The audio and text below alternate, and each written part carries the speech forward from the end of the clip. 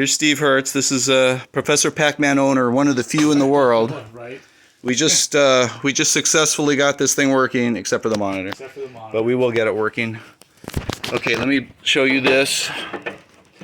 This one is 3 by 5 of these old style Molex, which I'm not even sure what they're called. And that's for the control panel. And then what the heck is this? There's two going to the control panel. So this one's 2 by 6. I mean 2 by 3. 2 by 3. So there's a 3 by 5 and a 2 by 3 for the control panel.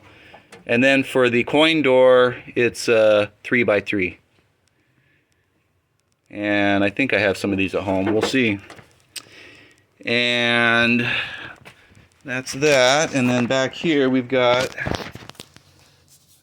the board, the driver board, the Raspberry Pi. That's a VGA to 15 kilohertz CGA board, that red board. And then we just have this little joystick controller board that's like $5 on eBay. And these are just wired into this these terminals just to make it easy to connect things to them. And then these wires go out to the control panel, and these wires here go out to the lamps.